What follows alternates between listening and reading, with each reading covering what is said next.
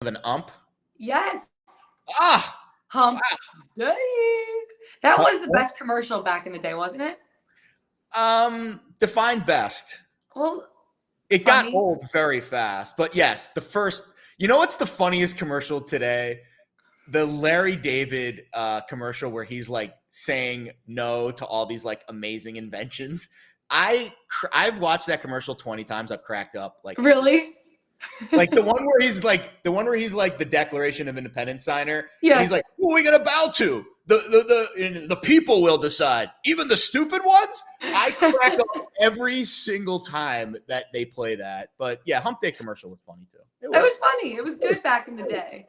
I'm excited because there's a lot of good commercials going on right now during a lot of these games that we have. We have Better Up segment, a lot of MLB games on the slate today. Then we're talking a little golf, taking it to the golf course with the Zurich Classic with Diane Knox Balas. She is so sharp when it comes to her golf betting. So make sure, listen to what she has to say. I have a bunch of different pairs that I want to ask her about. I'm also really interested in this tournament this weekend. I love when it's not just individual play and when it's like team play. And some of these pairs I'm getting really excited about.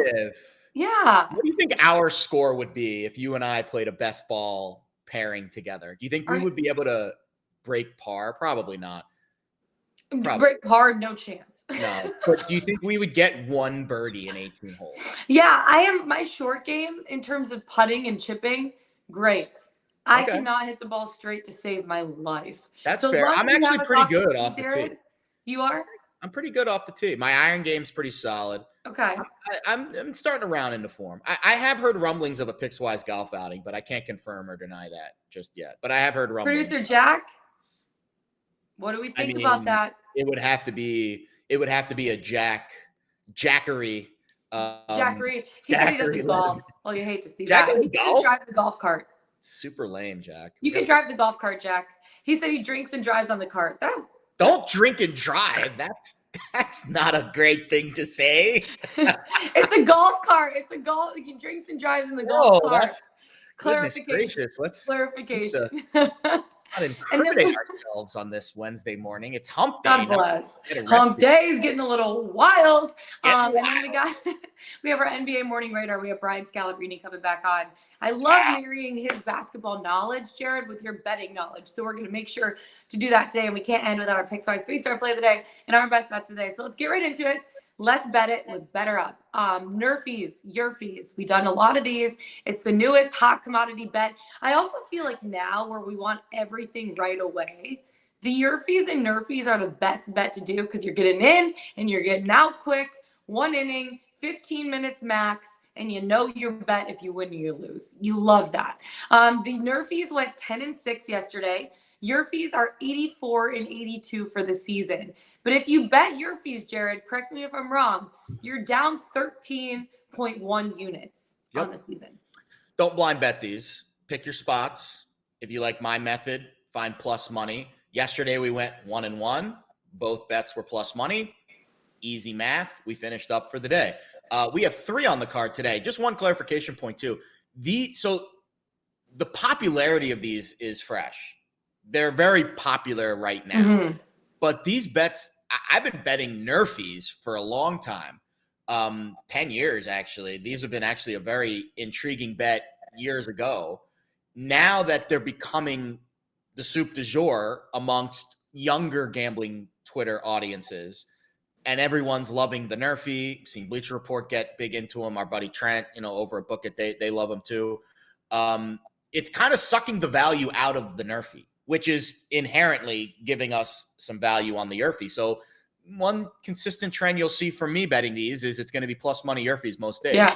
And that's kind of where I'm at. Rangers Mariners, top of the card today. These two teams are a combined 16-5 to the YRFI this year, and it is plus 105 over at Superbook, the Westgate, for this YRFI. Seattle has scored 5 of 11 times. They have conceded 3 times. Texas, how about this, has conceded a run in 7 of 10 first innings this year. They've scored just 3 times. Pitching matchup today, Dane Dunning against Logan Gilbert. Pretty big gap here with first inning ERA. Dane Dunning bad, 7.68 first inning ERA. He's allowed 2 earned runs in both first innings this year. So that's 4 earned runs in 2 innings so far this season. Logan Gilbert's been pretty good. 1.38 ERA in his career, just 4 earned runs allowed in 26 total first innings. But one of those knocks came this season. So we'll go Rangers, Mariners, YRFI plus 105. Pirates, Brewers, YRFI plus 110. These 14-9 of the YRFI this year. This is a day game. Little afternoon matinee YRFI action. Pittsburgh scored in 4 of 11. They've conceded in 6 of 11. Milwaukee's been kind of average. They've scored in 4 of 7, conceded in 3 of 7. First inning ERA, Mitch Keller, bad. 8.12 career ERA in the first inning. 41 first innings. He's given up 37 earned runs. He's allowed an earned run in both first inning starts this season. Brandon Woodruff, he's one of the aces of the Brewers staff. Him and Burns, 1A, 1B. Slightly above average ERA in the first inning, 3.53, compared to his career ERA, 3.30. Not exactly a huge data point there, but he has allowed an earned run in 1 of his 2 first innings this season. And finally, another afternoon game, some matinee action. He loves the matinees on this Wednesday. Reds Padres, YRFI plus 105. San Diego 7-6 to the YRFI this season. Cincinnati 4-8. They finally scored their first inning run the other night. But to me, it's Vladimir Gutierrez, the starter for the Reds, with an 8.25 ERA in the first inning. He's allowed an earned run in 1 of 2 first innings this year. Mackenzie Gore, we have no idea. He's making his second career start. So we'll see how he does today. He's 5 1/3, 2 earned, 3 Ks against the Braves in his first start. But plus 105 over at DraftKings, not bad. So Reds, Padres, Pirates, Brewers, Rangers, Mariners, all YRFIs. I love it. Also, some fun facts about these YRFIs, NRFIs. Orioles, they finally scored in the first inning last night for the first time this season. They were the last team that hasn't scored in the first inning. Oh, we got the little button from Orioles. Amazon. He went a little click crazy on Amazon and bought a bunch of stuff. So he's really excited about it. I love it. The Guardians are the only team right now that haven't conceded a run in the first inning. Sorry, I didn't interrupt you there. He's really excited about it. You look at Oakland, buttons. Oakland, Texas, St. Louis, Seattle, and Detroit are all up over 4 units on the season so far this year in YRFIs. So just a couple quick things to keep on your mind when you're looking at some of these bets moving forward. You also have a couple strikeout props today. I also have the same 2 strikeout props today. And wow! But I'll save my other pick for my best bet of the day because that's what it is. So I'll let you go first, and then I'll add on your strikeout props. We're on the same ones. Yeah, that I was pleasantly surprised to see that. Yeah, you love it. We are simpatico today. Luis Severino. So the projection on Fangraphs, it's either wrong or the Tigers just really suck. The Tigers really suck. They're my team, and they really suck. The projections are not wrong. The projections are right. The Tigers suck. So Severino 5.5. I got even odds over at Caesars, and if Fangraphs has him projected for 8.1, holy shnikes. We know about the Tigers' strikeout rate this season at 25%. It's elevated. It's definitely not as high as it was early in the year. It's come down a bit. Very small sample size. 1 or 2 low strikeout games will tilt that pretty significantly. And it drops even more against righties, 24.3. But here is the handicap with Severino. Garrett Cole yesterday was a sieve. He got knocked out in the second inning. Sieve. Terrible, awful start by Garrett Cole. I don't understand why he's the only pitcher in Major League Baseball that just can't pitch without spider tack. I don't want to get into my personal feelings about him, though, because he's getting paid a lot of money and he's not doing his job. But that means the bullpen had to put in 7 1/3 innings of work yesterday for the Yankees. I feel like they're going to try to stretch Severino a little bit, maybe 1 inning more than he normally would go. So if you're giving me an extra inning of runway, maybe an extra 2 innings of runway, let's say he normally would go 4-5, the Yankees need him to go 5-6. I think he'll get to 6. Yeah. And I think the weather in Detroit, which at this time of year, as you know, you checked the Doppler radar, Jared? Well, if it's 20 degrees, I don't want to start. It was snowing the other day. My mom sent me a photo, and I was in Miami. She goes, I hope you're enjoying Miami. And it's my dog sitting outside in like a blizzard. I'm like, what the heck is going on right now? That's how I feel about blizzards in April. Yeah. We had some cold weather here in New York yesterday, but the temperatures are in the 50s today in Detroit. So it's at least, I would call it a little bit warmer. It's not like a miserable night to be outside. And that I think is positive for anyone who has to pitch 5, 6, maybe 7 innings. So we'll go Severino over 5.5. We're gonna I'm adding on that. Add on it. It's which one's your play of the day, Morton or Severino? No, I have I have a money line for my play of the day. I'm not going to give it up now to make people wait for it. Tell me more about Luis then. He's 2 starts so far. He struck out 5 batters, 6 batters, and you were talking about him going, pitching deeper into the game. Yeah, he pitched 83 pitches in his last start. So I think that he should be able to go pretty deep, 6 innings, maybe even 7 innings. You talked about the Tigers' strikeout rate of 24.3% versus righties. That's in the bottom 10 of the league. And they also struggle in scoring. They have a WRC plus of only 67, which ain't great. So I feel pretty good about the over here, over 5.5 strikeouts in Detroit. Detroit against my team, but you're low. They're rebuilding. They've been rebuilding for WRC plus. That's music to my ears when you say those 3 letters. I got you. WRC plus. Forgot. We're both also on Charlie Morton under 5.5 strikeouts. Tell me why you like this one. Yeah, so it's kind of the opposite of the Severino handicap. So Severino is pitching for the Yankees, who had to get 7 1/3 from their bullpen yesterday. Last night, the Braves, and this was a we are for my Max Fried Jared. for my Max Fried under 5.5 strikeouts. Yeah, he went bananas last night. 7 scoreless, 2 hits, 8 strikeouts. Translation: the Braves or the Braves bullpen, I think, is going to be very rested today, and I think the Dodgers offense is going to be very upset. So you add those 2 things together, and I think Morton is going to get a quicker hook maybe than he normally would. It's also a rubber match. The Dodgers want this game. Very hard to hold down the Dodgers offense for 2 games in a row. Fangraphs has him projected for 5. He's been right at 5 in each of his first 2 starts. The Dodgers strikeout rate, it's relatively low, 9th lowest, 20.5%, 4th highest walk rate against righties this year. So I think they're going to be working some counts. And again, Max Fried 7 shutout last night. That means the Braves bullpen only needed to go 2 innings. It's a day game today. I feel like with Fried's performance last night, if Morton's at 5 in the 5th inning and the game's getting tight, I think the Braves will make that move quicker. And Betts and Freeman had 4 strikeouts last night at the top of the lineup. Well, in 51 plate appearances against Charlie Morton, they've only struck out 4 times.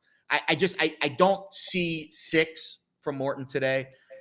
Getaway day, rubber match, and again, really tough to hold down the Dodgers offense 2 days in a row. After 7 shutout last night from Fried, I think we'll see a much more disciplined performance today at the plate from LA. So we'll go under 5.5 with Morton. I laid 40 cents over at MGM. Yeah, I'm also on that one. Morton, he hasn't struck out more than 5.5 in either of his first 2 starts on the season. And he allowed 7 runs through 10 1/3 inning pitch. And that was his last start was against Cincinnati Reds, who have the 2nd highest K rate against righties this year and he wasn't able to hit 5.5. So I'm also with you on this one. You also mentioned, the Dodgers have the 9th best K rate against right-handers at 20.5%. They also have a great WRC plus mark of 134. So I feel pretty good about the under in this spot too for Charlie Morton. So lock it in, baby. Those are all your MLB bets today, right? Before we bring in Diane. Yeah, I've got 5 on the card. I'll give it to you one more time. Severino over 5.5, Morton under 5.5. Rangers, Mariners, Pirates, Brewers, Reds, Padres, YRFI. All the YRFIs, baby. Give me all the YRFI smoke. I'm coming up the chimney. Let's go. Oh, okay. Let's take it from the park to the course. Bring in Diane Knox Balas because we got the Zurich Classic going on this weekend, which I'm really excited about because it's team golf. Diane, how are you today? I'm great, thanks, guys. How are you? I'm good. I'm really looking forward to this tournament this weekend. First of all, just for people that don't know, kind of, the format of this weekend, walk us through what we're going to be seeing at the Zurich Classic. So this is a great week. As you say, it's completely different to the norm and the only team event that we have in like the regular full season. So by teams, the guys are playing in pairs. And this is when it gets a little bit confusing because on Thursday and on Saturday, it's baseball. So they each will play all 18 holes. And then if like player A gets a par, player B gets a birdie, they're marked down for a birdie. So the scores can be super low Thursday and Saturday. Then Friday and Sunday, it's alternate shot. So before they tee off, they decide who's going to tee off on the odd holes and the even holes. And then they basically just take turns hitting the ball. So it's one of those formats where anything can happen. And really, this is going to be one on Sunday in the alternate shot format, which makes it even more exciting. I think one of the most fascinating parts about this, and I picture it in my mind like grade school, you're out at the recess yard and you're like, all right, I want you. How does the teams get selected? Yeah, I was actually curious about that. Like, I would want to dodgeball in middle school. Yeah, exactly. Who's going to be picked last? Yeah, who's getting picked last here, Diane? Or who got picked first? And who would you select first for this particular tournament? Well, it's kind of interesting because they can really pick anyone. So it gives, somebody that maybe plays Corn Ferry Tour or doesn't have like full status on the PGA Tour. It gives them the chance to play. One of the really interesting pairings this week is Bill and Jay Haas, the father-son duo. I love it.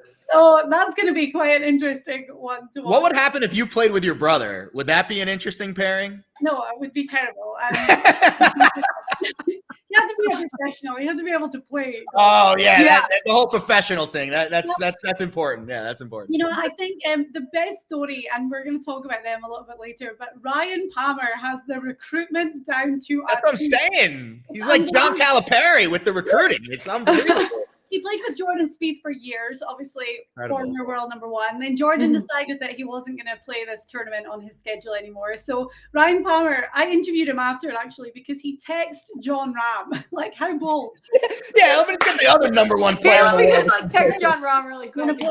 Just see if he wants to come. He won in 2019 after So Ryan just shot off that text. And then this year he's playing with Scottish Masters champion so before done. tournaments this year. So Not a bad consolation prize. Yeah, and I know Ryan quite well. Actually, I interview him quite often. So I'm going to ask him, when did you ask Scheffler to be your partner? Because That's what I'm saying.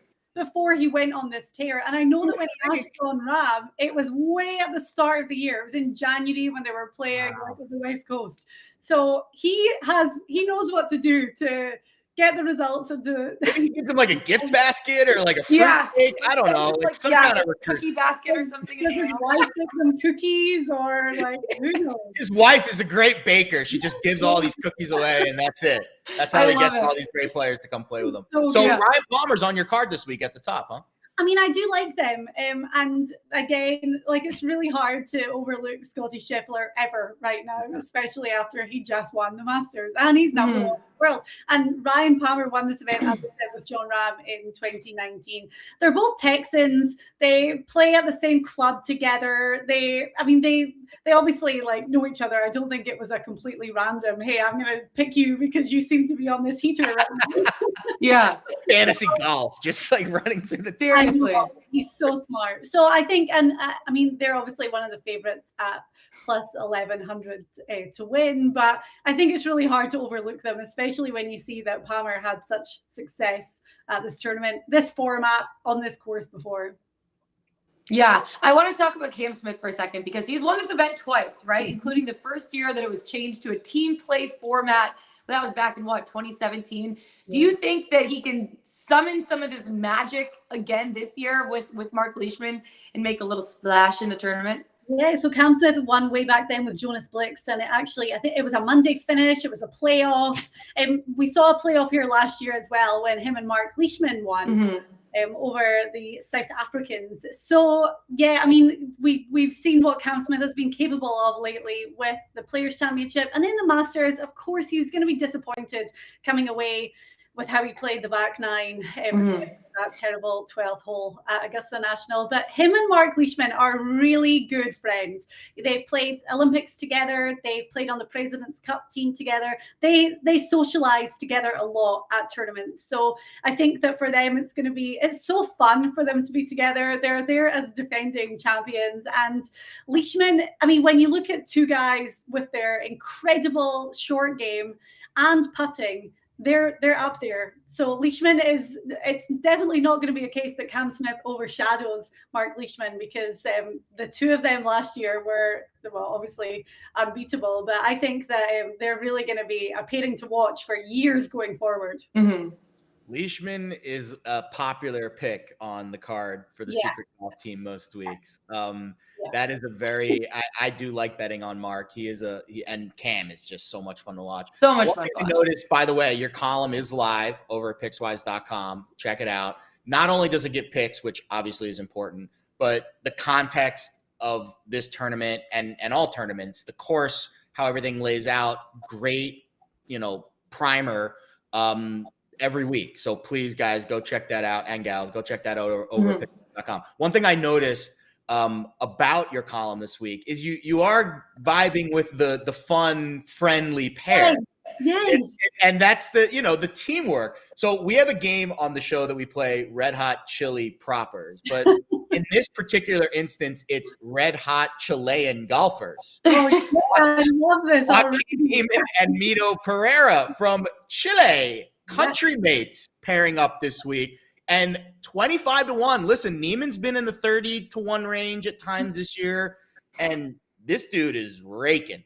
And I don't know much about Pereira, but Neiman on your squad, you feel like this is going to be a pretty interesting duo this week. Yeah, and I tell you what, Mito Pereira is going to win multiple times on the PGA Tour over the next couple of years. I mean, he's a rookie on the tour, but they have, again, they're both from Chile.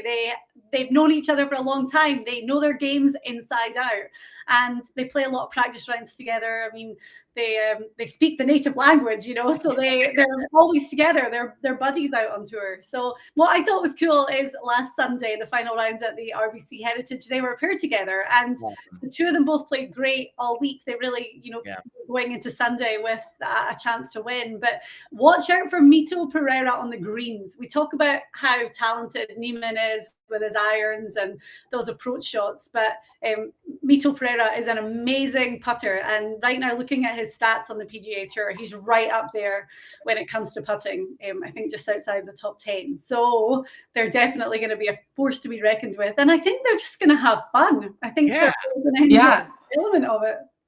What about Zalatoris and Riley? Right now, they're 36-1, and Zalatoris, I was kind of looking up some of his stats. I think he has enough to be able to help out Riley, who hasn't really been hitting the ball very well. Zalatoris, one of the best hitters, and he had an amazing Masters performance. How would you feel about them even maybe sneaking into the top 10?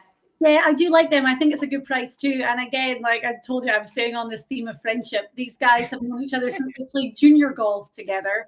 And they used to live together. They played the Corn Ferry Tour at the same time. And then Zalatoris was a little bit ahead when it came to the PGA Tour, but again, you know, they play these matches together at their home club, and they always say that they want to kill each other, but at the same time, playing against each other week after week on the tour, they're supporting each other. So again, like, how fun for them to be, you know, combining the talents. And the thing about Davis Riley is, you know, yeah, okay, there can be seen to be a bit of a blip in his ball striking stats, but he just finished second at the Valspar not long ago.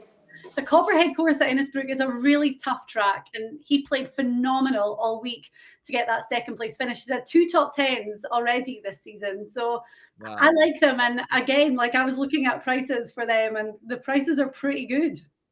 Yeah. One of my favorite parts about your handicapping style, Diane, is that you're a dark horse hunter. You like to find the value at the bottom of the board. And I'd be lying to you if I said I know anything about the 4 golfers you have in your prop. Yeah. Okay. I was looking at those names. I'm like, well, that's I've heard of them, but I don't know anything about them. Patton Kinsire, JT Poston, top 5 is 10-1. Yes. Richie Werenski and Peter Uihlein is 11-1 in the top 10. Those are like very, very long prices for top 5s and top 10. Yeah. I guess walk me through both pairings. It's a fascinating, because you get these interesting duos this week, and golf is such an individual game, and now you get guys playing off of each other. So I feel like there is some value at some points at the bottom of the board if you can find the right combination. Yeah, you think, like, are they playing with each other because they're friends, or because they're really, you know, ramping up that strategy? Yeah. JT Poston and Patton Kinsire, they're 2 golfers. Again, Secret Golf, the other company I work for, they're 2 of our contributors. So I've known these guys for years.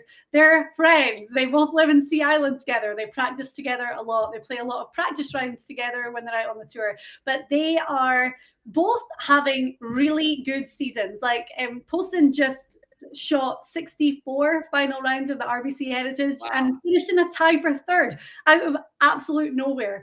And when he won the Wyndham Championship a couple of years ago for his only win on the tour, he went bogey free over all 4 days. It just shows, like, when he's hot, he's hot. Yeah. The 2 of them are a little bit like that, but Patton's having a really consistent season so far.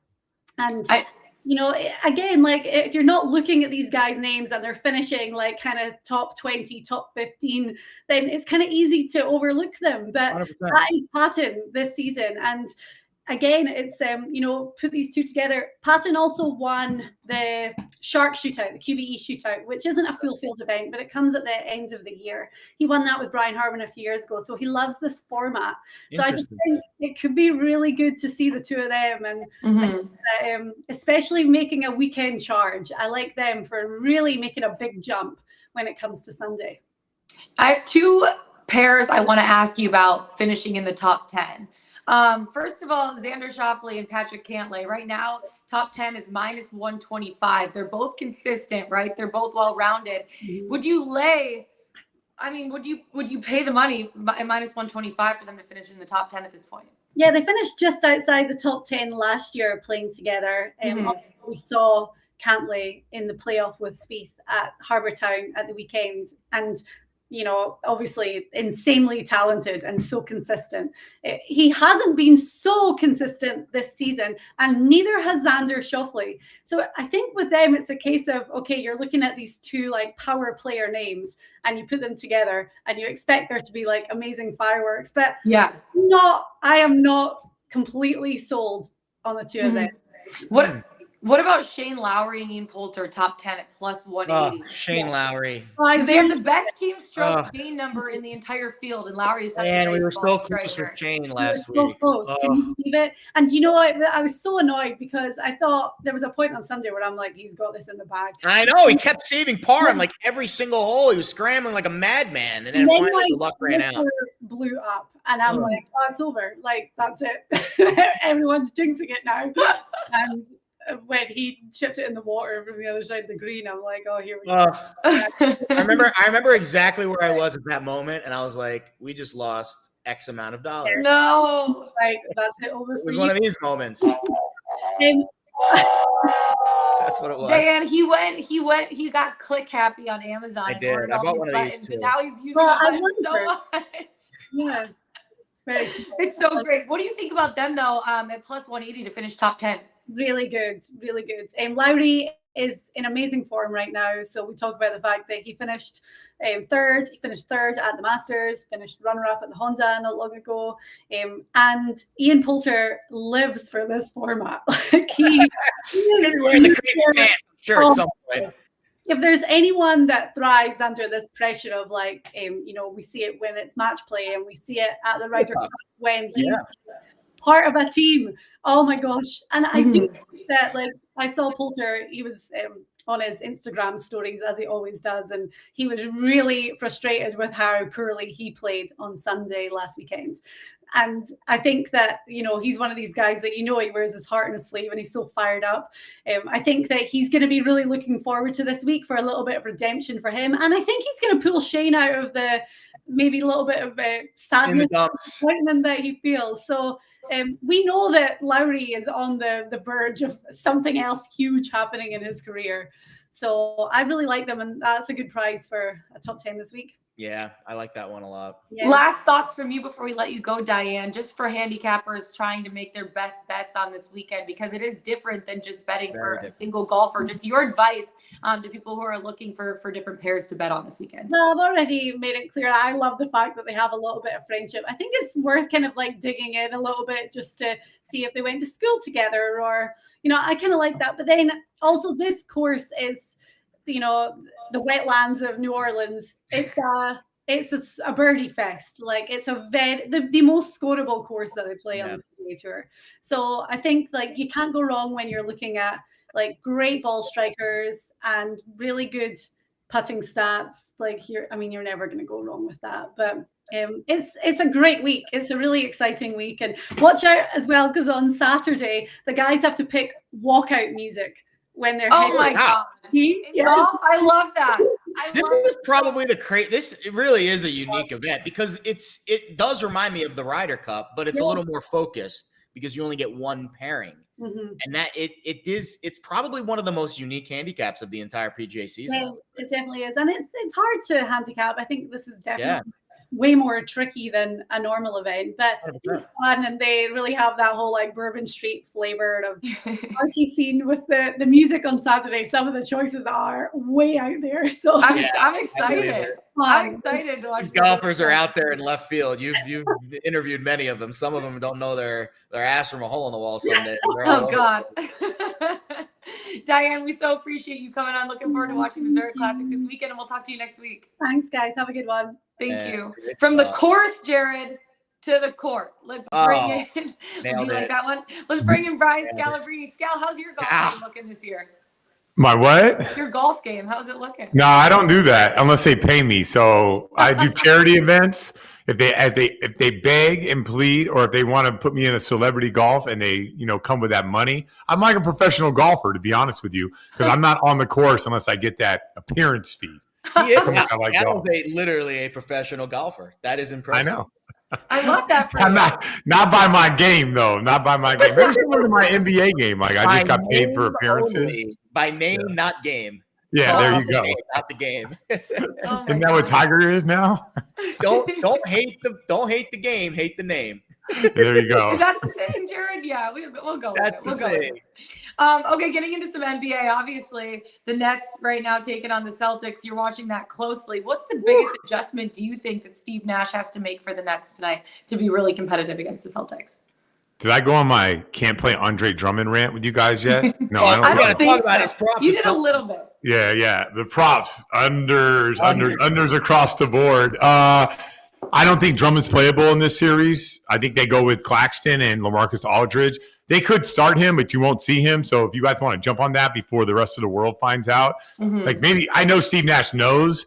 I don't know if Andre Drummond knows yet, but he's unplayable in this series. So if you just sprinkle that salt. If you see Drummond's name, just take the under, including minutes if you see it out there. I'll give you some numbers here because FanDuel's hanging. Doesn't matter. I don't need them though. It's under. Everything there is. I don't even want to know the number. It's under everything. Under everything. Now I'll tell you, if he has like the game of his life, like I might have to start digging ditches on the side because like I am going all in on Drummond unplayable. I'd also go all in on Kevin Durant having an unbelievable game. His bounce back number, I think his bounce back number is like 37 points a game after a loss. So just go all in on KD, and I'm going all unders on Kyrie. So I'm just taking like broad strokes here, right? I'm not like diving into it or anything like that. I know how this game is going to unfold. The Celtics love them in the first quarter, and I love them in the game. I think there'll be a point when they're up by 16 or more in this game. So when I went to the Garden on game 1, like I had to take selfies and sign autographs. I was like doing all these things, and I wasn't really like diving into it, right? It's not a humble brag. I'd rather just watch the game. But anybody that can show you where I sat and be like, oh my God, this is insane. But I went home and watched the game on TV with replays and all that. I didn't have a monitor in front of me. I didn't have any control over the game. So I rewatched the game. The Celtics were awful. And I didn't think they were that bad. And I get it. Like all the focus is on Kevin Durant playing bad and wait till he plays good. Then all of a sudden, but there's a lot of good players on the Nets that I thought played above their head.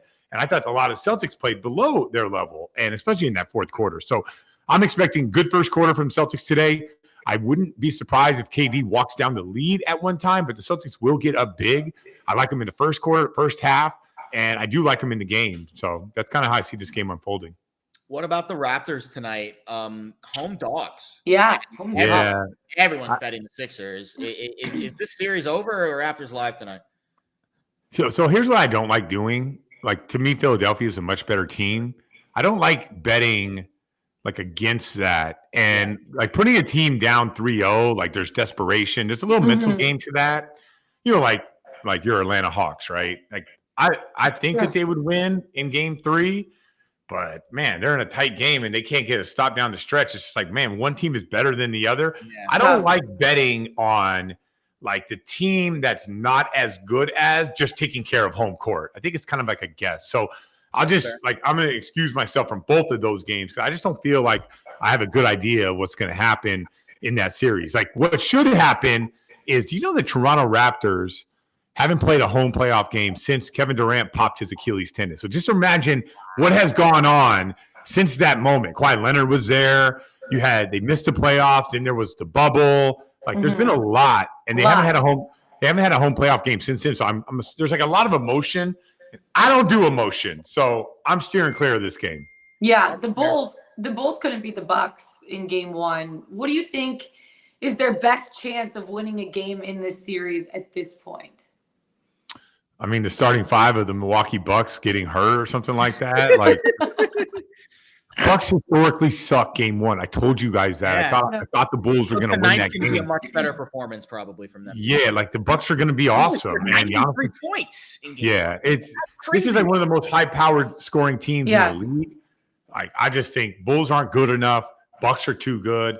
This is going to be an ugly, ugly, ugly battle in Milwaukee. And the Bucks probably went to practice like, man, we got to be better. And the Bulls are like, man, we had our chance. The mentality of we got to be better to we had our chance is a big difference. So I think it's going to be embarrassing, to be honest with you. That's crazy. What do you got? Yeah, it really is. In terms of like some of these games that we've been watching, I feel like I know the playoffs have that extra level of intensity. There's been some questionable calls, in my opinion, and also like extremely physical play. Just your thoughts on that next level up for the playoffs that we've been seeing so far, and maybe some of the calls that we have been getting or haven't been seeing. Yeah. So, I mean, it's going to be physical. It's not like the regular season, and just understand this. It kind of goes down to this in the NBA now, and I feel like this is like the hard, fast rule, right?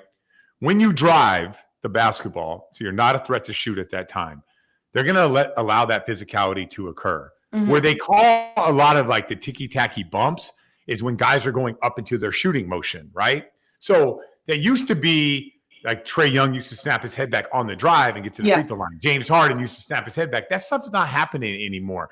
They're calling a lot of contact on the initial shot, but they're allowing a lot of contact on the perimeter. So and I told you guys this before with Miami. They kind of hit the lottery when they signed Kyle Lowry and PJ Tucker from the standpoint of the rule hasn't changed yet. When they signed those guys, the NBA has talked in secret about allowing more physicality into the game, but they never said we're going to allow more physicality. after they signed those guys, the physicality, like it dropped off significantly. I mean, it increased significantly. The fouls have dropped off significantly. And so I just love this version of basketball. And the Miami Heat are like a team that is going to take advantage of that. But so are the Bucks. And ideally, so with the Celtics. Like, they're the more physical team. So right as of right now, they didn't play physical in game one. And then, Kyrie got a chance to go off. But this is what I expect in the playoffs. I expect physical battles. And I think last year is an anomaly. I think it's almost like a year that you have to throw out and not take any consideration of what happened last year and say, well, last year this happened, so this year it shouldn't. No, that's not how this thing works. Like, the game is completely different this season. How about this? Bucks to score 30 points in the first quarter is even odds. Is that like your version of a nerfy? That's kind of a nerf. It's kind of a yerfy, actually. But the Bucks getting to 30 in the first quarter. After I'll take that. I like that. 93 in the first game. You think I saw someone in the chat, Bucks first quarter. I mean, I like that angle because you think that it is going to be a quick. The first quarters are really tough, though, right, Scal? I mean, those are like coin flips. So I guess even out though, that's pretty decent. I'm on Bucks throttling the Bulls today. Like I said, quite. But Giannis is going to play like 27 minutes tonight, and it's going to be like over early. That's your I like the Bucks. Or Drummond under. Here. I'm just gonna give you guys my picks, and I'm gonna be done. Okay, ready? Okay, let's do it. Durant take the overs. Drummond take the unders. Horford take the overs. Kyrie take the unders. Love the Celtics in the first and second. You could say first quarter, second half, and I do love the Celtics to cover.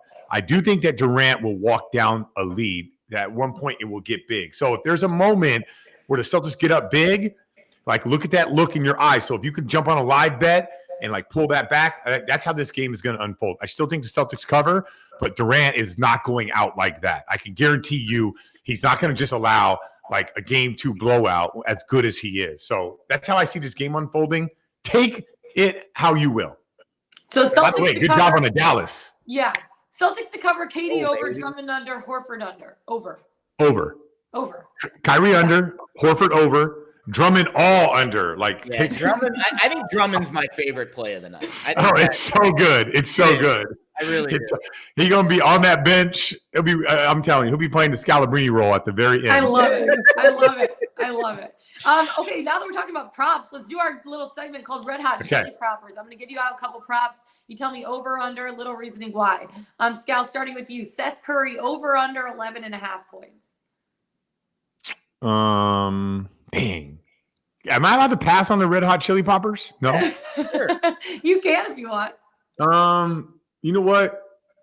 I'll take the over. He's a Curry. He's inspired by his brother's play. I agree. I like that reasoning. I like it. Jared, what do you think? Seth Curry over 1.5 turnovers. No, I'm just kidding.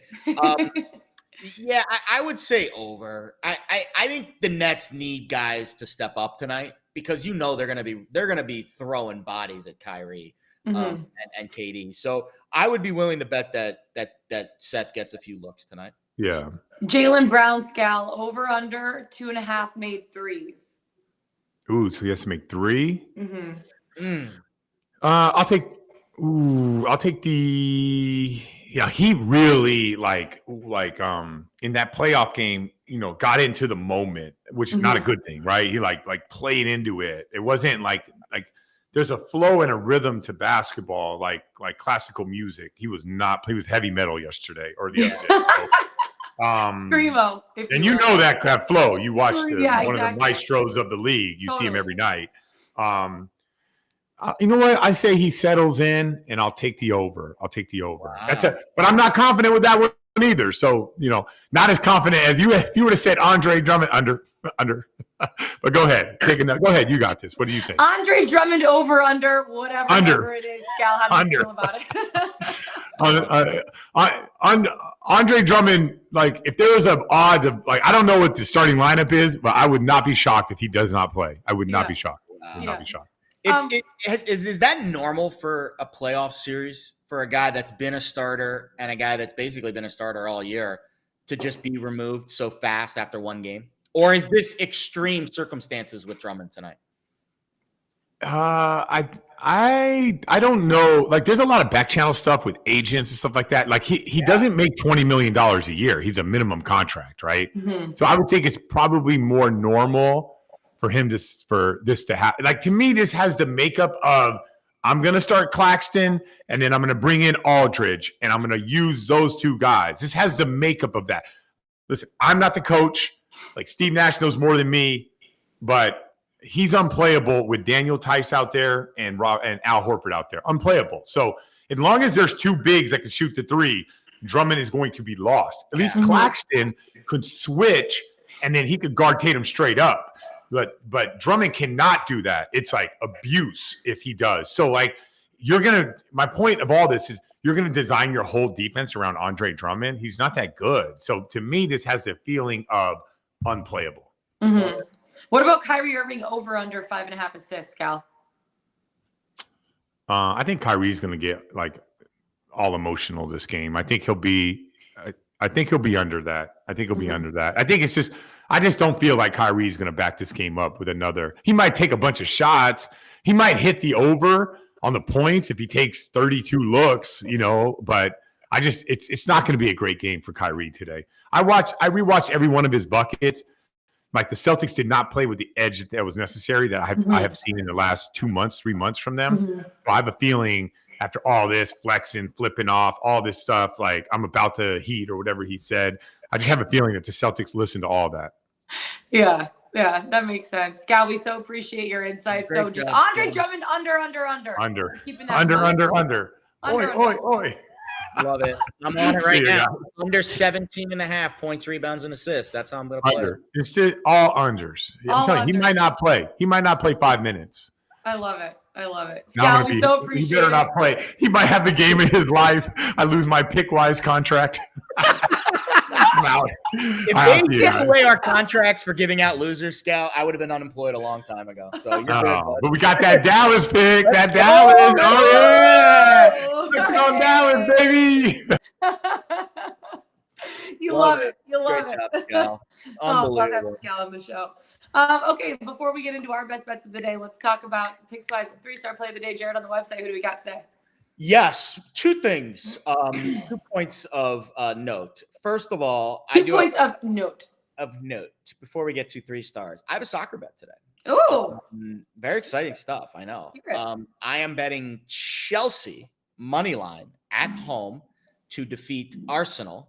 I laid 20 cents over at MGM. Not a absurdly strong play, just a solid unit. Arsenal's lost 3 straight matches to teams much worse than Chelsea. Southampton, Brighton. They're outscored 6-1 in those 3 matches. So earlier in the year, way back in August, when the season basically first started, Chelsea was minus 115 money line at Arsenal. And what does that show you about how these teams have just gone in completely opposite direction since the early stages of the year? Arsenal was in the top 4 early on. Now they've kind of faded. Chelsea, one of the top teams, obviously, they just got knocked out of the Champions League, but in the top 4, ready to clinch another berth in the Champions League. And these teams have gone in completely opposite directions. Arsenal is really struggling right now between the ears and also on the pitch.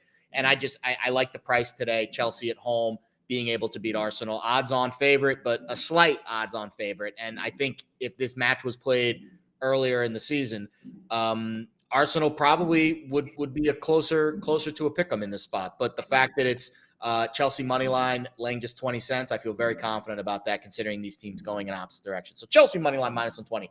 3 stars.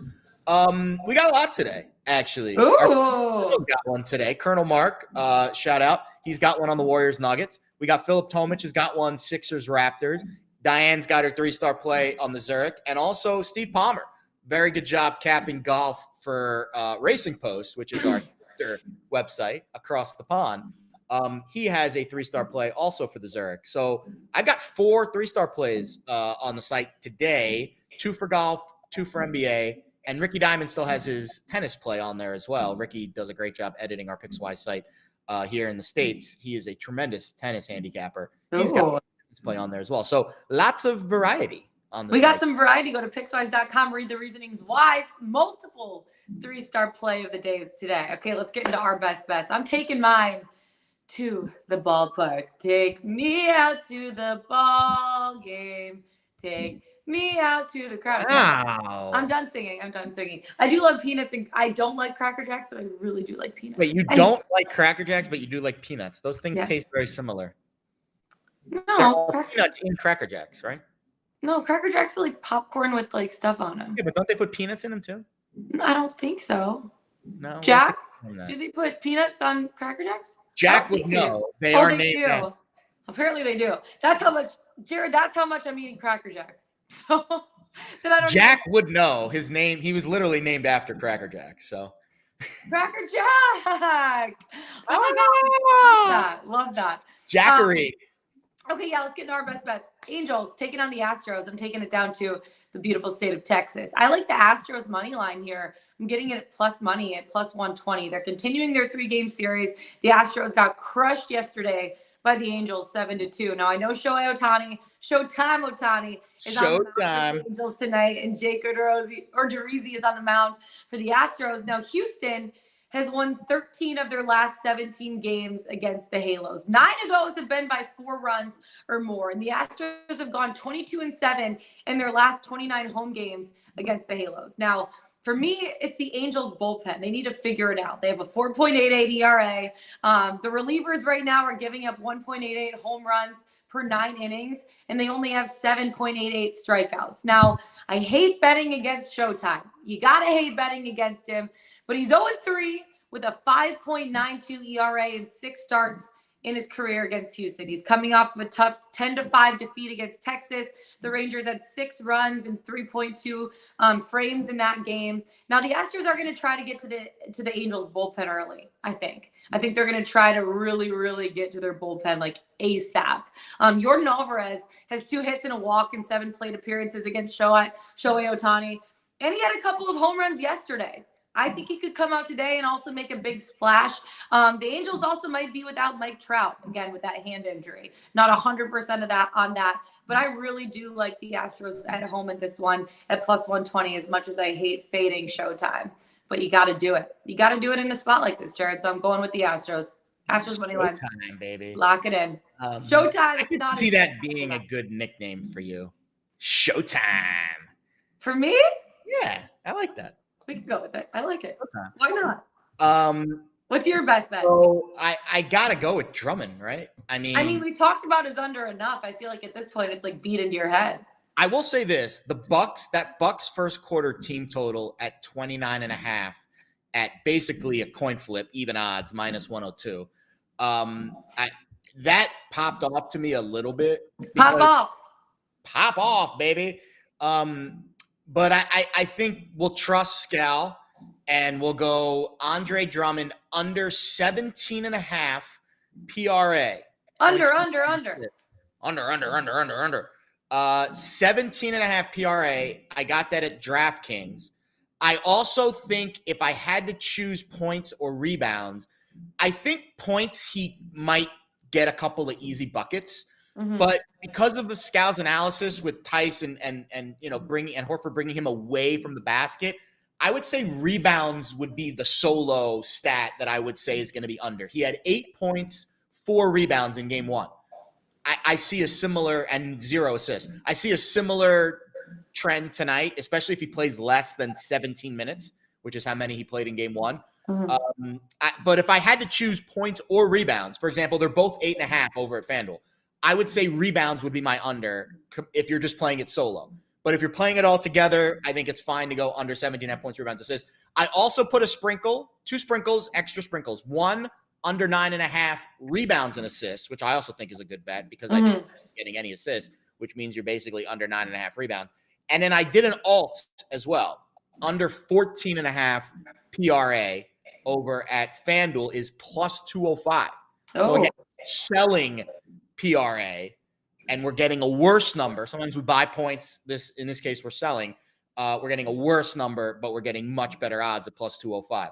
So officially, though, for the official record, Andre Drummond under 17.5 points, rebounds, assists, minus 115 at DraftKings. Good luck. I like it. I like it. Lock it in, baby. Let's do it, baby. That's it for us today. Happy hump day. Find us on the Pickswise YouTube channel. Go to pickswise.com. Follow us on Twitter.